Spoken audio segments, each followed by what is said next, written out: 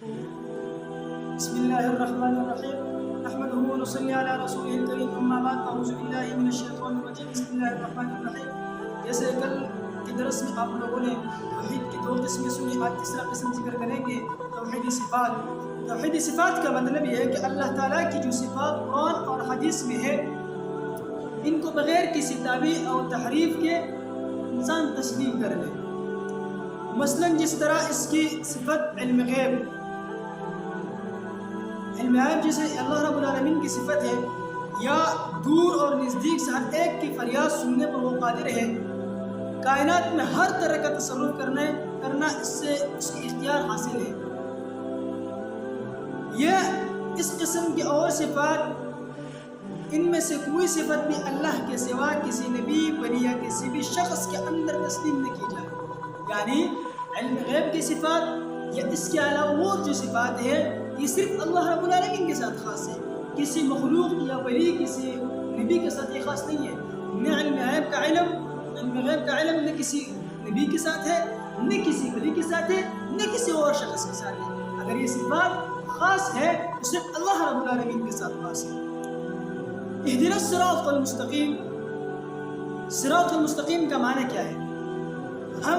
صراط المستقیم کا معنی ہے ہمیں سیدھی راہ اور سچی راہ دکھا. تو ہدایت کے کئی مفہوم ہیں: راستے کی طرف رہنمائی کرنا، راستے پر چلانا، منزل مقصود تک پہنچانا. یہ کئی معنی ہدایت کے آئے ہیں.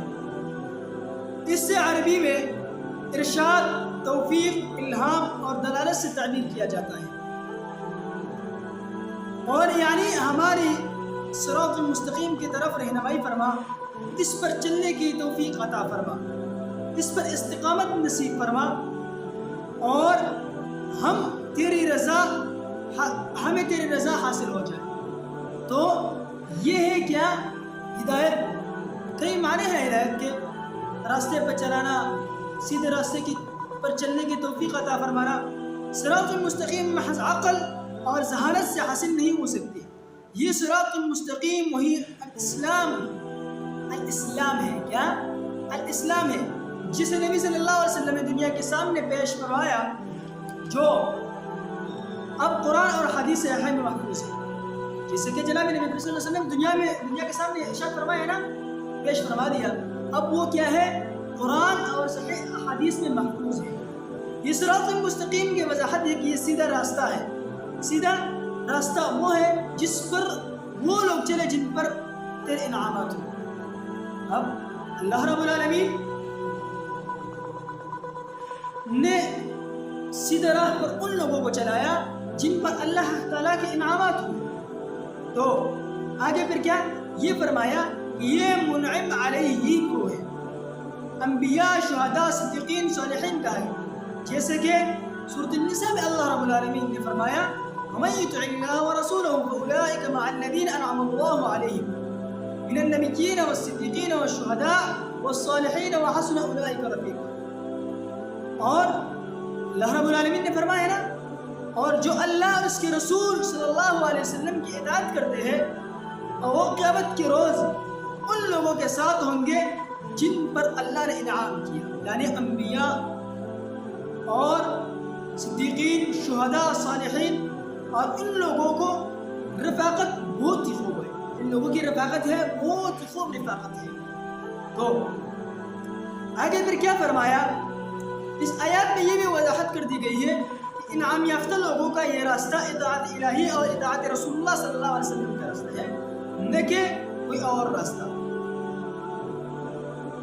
کہ جو لوگ، جیسے کہ اللہ رب العالمین فرماتے ہیں: وَمَن يُطِعِ اللَّهَ وَرَسُولَهُ، جس نے اللہ اور رسول کی اطاعت کی تو اللہ رب العالمین، اور پھر آگے صدیقین، شہداء، قیامت کے دن جو ان کے راستے پر چلا قیامت کے دن اسی کے ساتھ ہوگا. جیسے کہ جناب نبی کریم صلی اللہ علیہ وسلم نے فرمایا: مَن تَشَبَّهَ بِقَوْمٍ فَهُوَ مِنْهُمْ. جس نے جس قوم کی مشابہت اختیار کی اللہ رب العالمین اس کے ساتھ اتارا دیا جائے گا. تو ہمیں بھی چاہیے کہ ہم جناب نبی کریم صلی اللہ علیہ وسلم کے طریقے کو اپنائیں، اپنی زندگی میں لائے، اپنے گھر میں لائے، اپنے محلے میں لائے. جناب نبی کریم صلی اللہ علیہ وسلم کا طریقہ ہمارے گھر میں ہوگا، ہمارے محلے میں ہوگا، ہمارے کام، ہمارے جو دنیاوی زندگی کی ضروریات ہے، اگر ہم اس کو جناب نبی کریم صلی اللہ علیہ وسلم کے طریقے کے مطابق چلاتے ہیں، یقیناً کہ ہم سب حضور صلی اللہ علیہ وسلم کی اطاعت گزار ہوں گے۔